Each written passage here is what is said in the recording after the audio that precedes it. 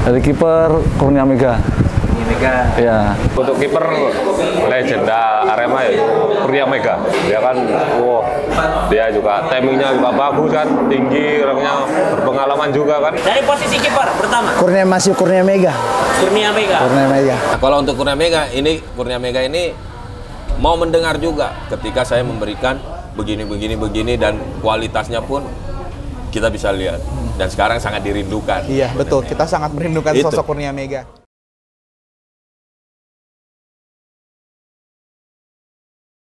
Itu saya nggak boleh jadi penjaga gawang. Awalnya?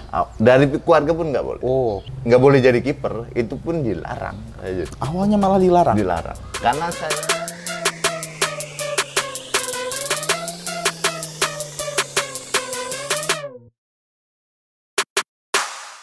Sibuknya, kalau saya menyibukkan diri aja dah, bagaimana sibuk dah. Bagaimana sibuknya ya, yang penting bermanfaat tetap. Bermanfaat, tidak menyusahkan orang lain. Betul, setuju sekali Bang.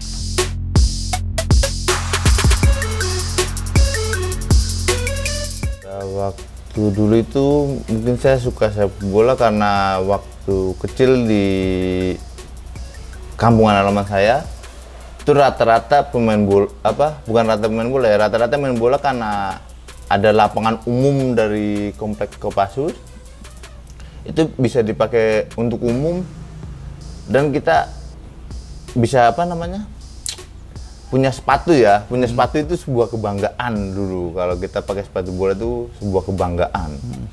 Cuman kayak ngeliat pemain bola kayak dulu zamannya kita lihat itu Kurniawan Dwilianto, Bambang Pamungkas tuh, Ilham Jaya Kusuma, kita mempraktekkan gaya bermainnya dia di lapangan karena itu dulu kan hanya televisi ya, bukan sosial media.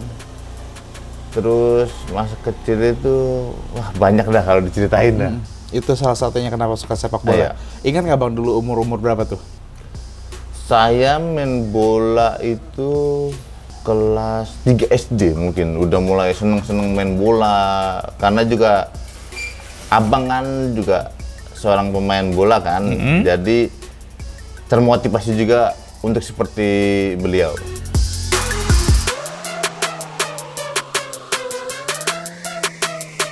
Saya pertama kali ikut tim sepak bola SSB Urakan di daerah Condet. Terus saya masuk di Klat Ragunan, ya di Klat Ragunan. Saya ikut Suratin Persijap Jepara.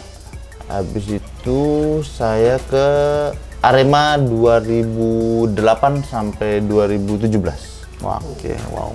Keren banget. Itu cara perjalanannya ya.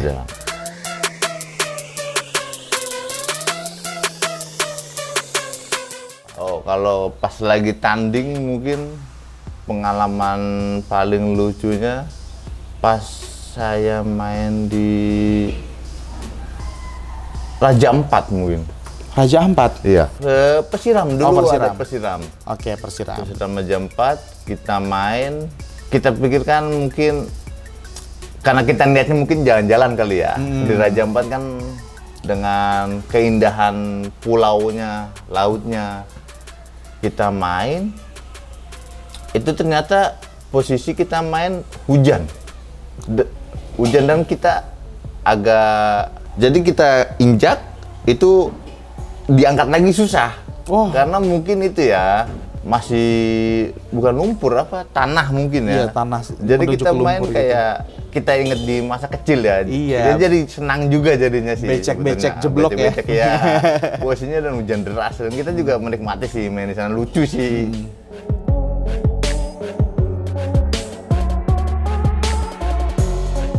Saya main di PKD Bontang. PKD Bontang. Itu kalau nggak salah itu pertama kali saya debut kalau nggak salah. Lawan apa waktu itu? PKD Bontang. Dulu masih ada PKD Bontang. Okay. Dulu masih ada siapa di Bontang ya? Tibo masih di sana. Tibo ya. Tibo. Ya, itu debut itu mengesankan bagi saya. Saat debut clean sheet atau seperti apa nih? Kedudukan 1-1. 1-1. Mantap. Cuma saya lupa itu bulannya apa, tanggal berapa. Cuman saya di sana bukannya. main Debut pertama sama profesional berarti. Ya kan di situ.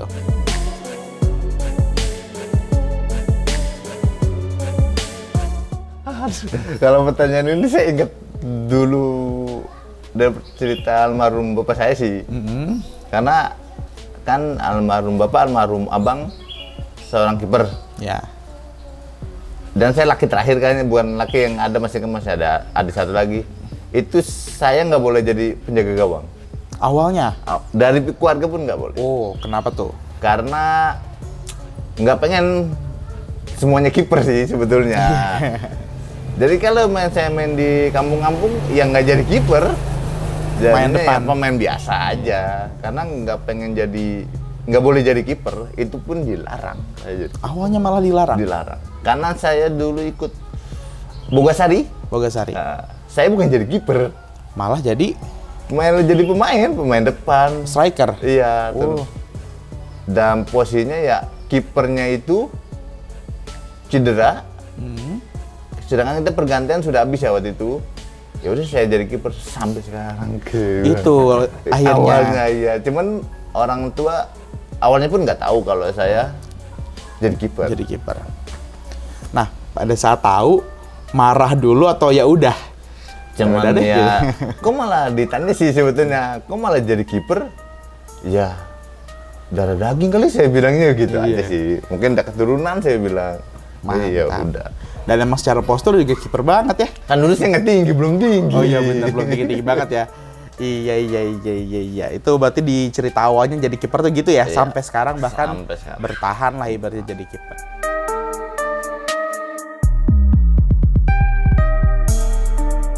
Beto. Saya main di Kanjuruhan kalah 5-0 Persipura. Serius? Serius. Karena waktu itu saya masih umur 18 tahun. Saya main musuh apa ya waktu itu? PSMS Medan, main di Siliwangi waktu itu. Main di Siliwangi? Nah, Medan masih pakai stadion Siliwangi waktu itu. Iya. Kita main imbang di sana, terus kita main di kandang musuh Persipura. Itu puncak, maksudnya percaya diri saya lagi. Tinggi naik. banget. Nah, Karena maksudnya kan di baru kandang. baru main soalnya Iya. itu. Pas ketemu, Beto cetak hat-trick kalau nggak salah. 3 ya? Iya. Pokoknya dia mudah sekali cetak gol. Akurasinya bagus ya? Mungkin top performanya Beto lagi di puncaknya. Ingat tahun berapa nggak tuh Bang? 2008. Persipura juga lagi jaya-jayanya ya? Jaya-jayanya. Boas, saya lihat saja sampai wah ini pemain bagus ya. Saya bilang. Bagus ya?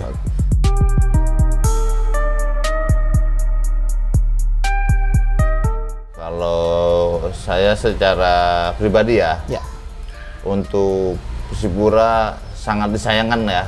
Tim dari asal Papua degradasi karena kita tahulah Persipura punya rekor yang sangat bagus ya di Liga Indonesia. Bintangnya 4. Iya, udah bukan tim sembarangan. Menurut saya ya, udah gitu banyak menghasilkan pemain-pemain dari Persipura itu yang bisa membanggakan untuk negara ya. Betul. Menurut saya, kita banyak melihat seperti Kakek Boas, sekarang banyak juga pemain dari asal Papua kan menghasilkan. Terus sangat disayang sih menurut saya Persipura harus terdegradasi sih. Kalau Persela ya menurut saya, Persela kalau main di kandang itu sangat the best menurut saya. Sebetulnya kalau main di kandang. Oh, saya karir saya main di Lamongan tidak pernah menang. Selama main di Lamongan tidak pernah menang? Main di Lamongan tidak pernah menang. Main di Lamongannya ya tidak pernah menang. Paling bagus itu seri. Paling bagus seri? Seri. Dan itu selalu di Lamongan? Di Lamongan selalu, makanya saya ya sedikit kaget juga karena Lamongan juga tim yang cukup lama ya di Liga Indonesia ya. Udah gitu, mungkin terdegradasi karena ada seri ya, sekarang kan sistem seri. Betul. Poinnya dari supporter mungkin kurang, bahkan nggak ada ya, maksudnya kan bubbling ya. Iya, stadion juga bersih ya. Bersih ya. Udah gitu mungkin banyak pemain muda ya. Terlalu banyak mungkin bagi saya. Terlalu banyak pemain muda dan di lapangan kurang mengayomi menurut saya. Kurang ada yang pembimbingnya lah. Nah, menggarisbawahi hal tersebut, menurut Bang Mega sendiri proporsi tim yang menurut Bang Mega itu fit atau sangat bagus itu ketika proporsi yang muda dan seniornya itu bagaimana, Bang? Ya kalau saya secara pribadi harus ada regenerasi jatuhnya pemain muda. Kita kan akan diisi oleh pemain-pemain muda yang lainnya kan.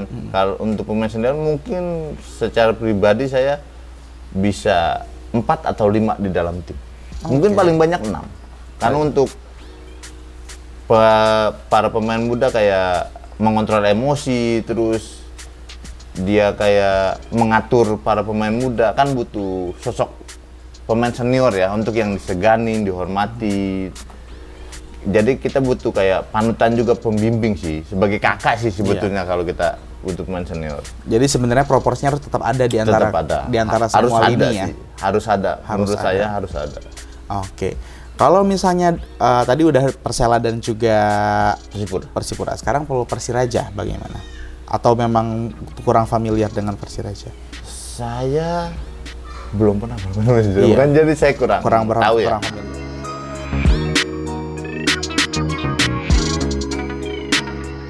Sebetulnya 3 tim ini layak.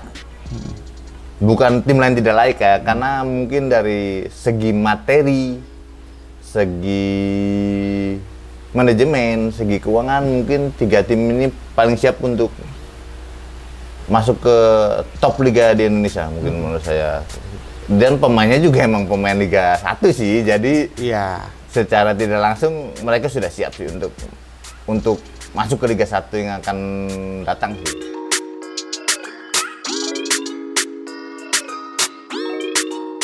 Saya ngelihat itu Ricky Kambuaya yang sekarang ke Persib ya? Slamet Rianto.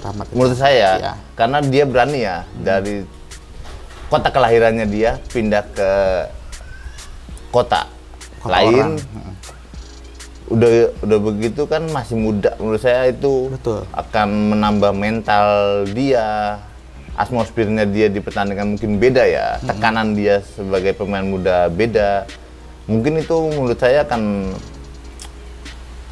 bagus untuk masa depannya sih. Kalau bisa sih saya pengennya ngelihat 2 orang itu main di luar mas, sebetulnya. Sebenarnya main di luar. Oh, memang Bang Mega tuh udah ngelihat 2 orang ini sejak dari dia di Persebaya. Ya, karena bagus ya. Sebetulnya Rahmat sama Ricky itu punya potensinya di main di luar, bisa mengimbangi ya maksud saya, karena kita bisa lihat sendiri dia punya kualitasnya di atas lah maksudnya dibanding pemain lain mungkin. Untuk di posisinya ya? Iya, di posisinya ya. Kadang-kadang tuh orang hanya ngeliat, oh dia mah nggak pernah ngebantu tim, nggak pernah ngegolin. Ya tuh maksudnya emang dia punya posisi. Iya, posisi. Dia mungkin kan ditugaskan oleh untuk gelandang, untuk ya, untuk porsinya dia kan beda-beda. Betul. Karena menurut saya punya prospek sih. Prospek, jangan sampai salah sebut nih. Iya,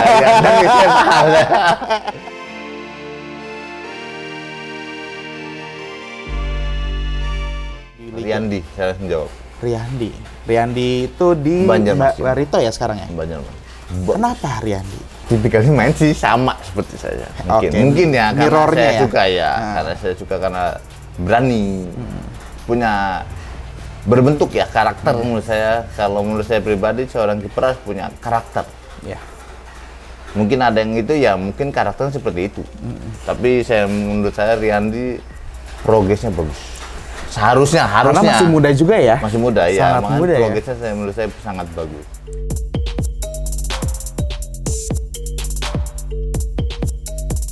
Saya secara pribadi ya mengenal waktu di Timnas AFF 2016 mempunyai kualitas dan kelebihan masing-masing. Secara pribadi ya. Saya pun waktu 2016 saya banyak belajar dari 2 orang itu. Karena yang saya nggak punya di 2 orang itu ada. Apa itu? Hah? Apa itu? Ya kayak mungkin Andri dengan saya banyak belajar kalau dengan dia kayak belajar kayak bukan komunikasi ya, tapi kayak berinteraksi ke orang ya. Iya. Kalau saya soalnya agak susah ya berinteraksi ke orang mungkin yang belum kenal saya agak susah. Terus kalau Teja posisi, saya akui posisi Teja kalau main posisi kualitas di atas rata-rata. Oh, itu kelebihannya seorang Teja Pakualam. Mungkin kiper-kiper lain punya kelebihan juga masing-masing pastilah. Karena yang ditanyakan Teja dan Andri ya. Iya.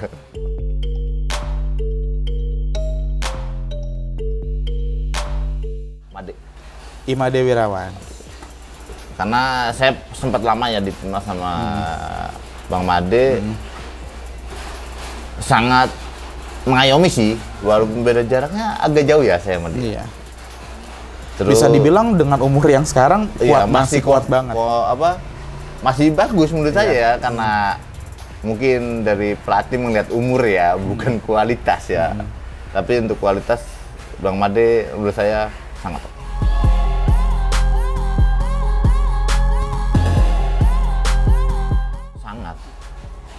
Sangat bisa menurut saya kalau di posisi penjaga gawang ya. Sangat banyak sebetulnya, karena mungkin belum dapat kepercayaan ya.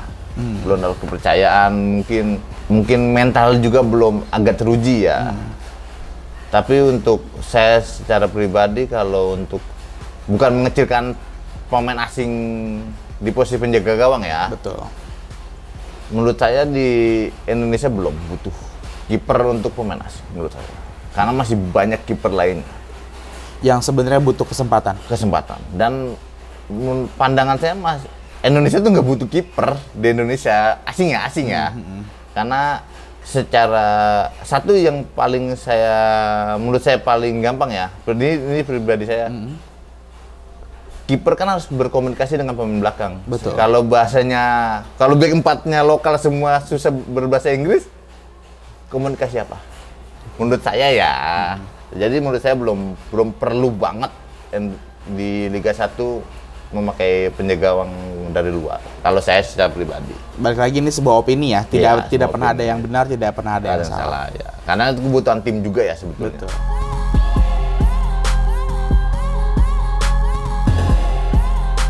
Robert Ronaldo. Coach Robert sangat ya, selama saya dipegang beliau ya, terus dipegang pelatih-pelatih lain, sangat santai. Saya secara pribadi sangat santai, tegas, disiplin. Itu yang susah ya. Kebanyakan disiplin doang, tidak tegas, tapi tidak kurang santai. Iya. Karena kan butuh seimbang. Iya betul. Menurut saya kita tuh nggak boleh terlalu tegang ya, karena kita di 90 menit lebih mungkin ya. Waktu pertandingan kita udah sangat tegang sih. Pasti. Ya, kita butuh kayak refresh otak. Maksudnya kita jangan terlalu tegang juga boleh ya. Kita serius tapi tidak terlalu tegang ya menurut saya secara pribadi. Coach Robert menurut saya cukup pintar sih sebagai seorang pelatih.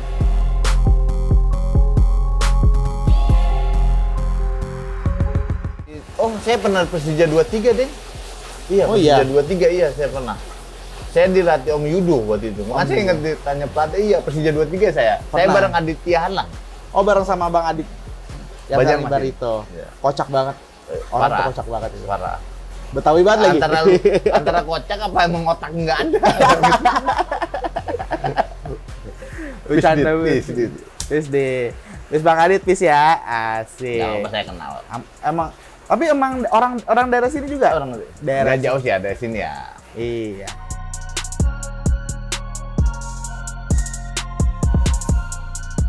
Kita, kalau saya secara pribadi ya, Persija PSM mungkin akan mengatik-atik pemain. Cuman dari kalau kubu SM Makassar, saya maksudnya belum terlalu, mungkin terlalu tertutup ya untuk transfer pemainnya. Ya, belum kita di-share jadi banyak. belum tahu bagaimana yang akan datang. Tapi menurut saya 3 tim ini secara pribadi tim fenomenal sih, tim hebat menurut saya. Tim hebat 3-3 dan kemungkinan tidak akan degradasi harus ini ya. Mungkin harusnya ya. harusnya ya. Rekor Karena tim loh. besar juga ya. Tim besar dengan supporter besar juga. Seperti Persija, PSM pasti punya kebanggaan untuk yang belum terdegradasi pasti lebih termotivasi ya, pasti ya. Dan akan menjaga track itu terus sih.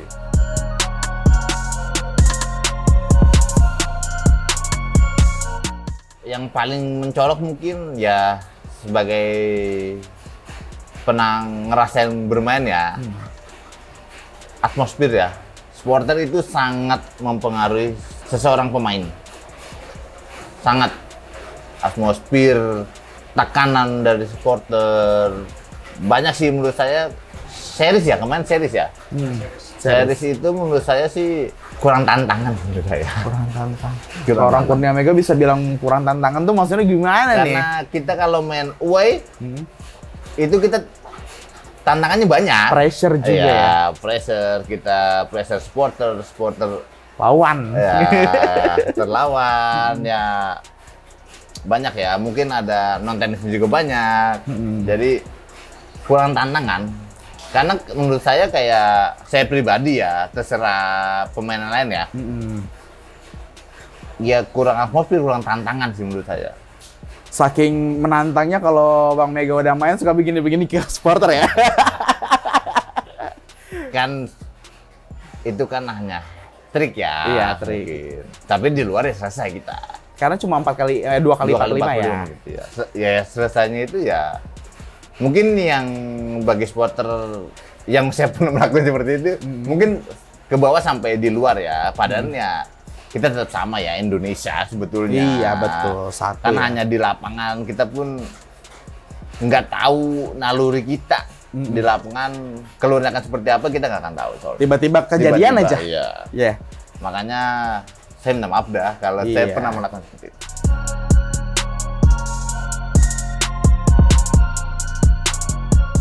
Nah iyalah, sekarang seorang Ahmad Kamja siapa yang berani marahin? Tapi kan kita juga butuh poin ya untuk setiap Iya. pertandingan. Masa salah nggak boleh disalahin? Walaupun di situ Hamzah 23 ya. Iya. Tapi kan sesudah itu kan saya minta maaf. Kan Iya. senior saya, abang saya juga. Iya. Abang saya minta maaf ya. Saya lupa, saya bilang. Habis itu kan tapi safe kan? Safe Iya. ya. Karena habis itu selesai pertandingan saya minta maaf. Akan selalu seperti itu ya. Iya. Karena juga permainan di lapangan. Permainan kita juga nggak mau, sebagai seorang kiper kita nggak mau capek ya. Jadi kita marahin pemain belakang. Iya.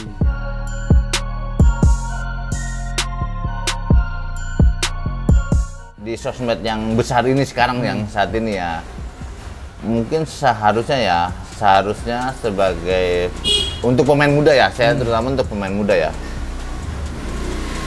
kalaupun ada netizen yang misalkan menghujat atau mencibir, jadiin itu pujian seharusnya ya.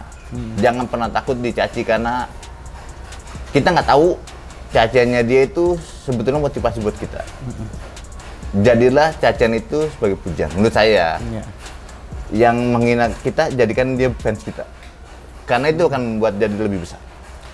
Karena yang hujat tuh kadang-kadang lebih tahu lebih Iya, banyak daripada karena fans dia udah asli, mengulik kita sendiri sebetulnya ya. Iya, nyari-nyari dia mencari gitu. kita sebetulnya. Karena sebetulnya fans yang tertunda sih menurut saya. Ya. Syahri ini dong.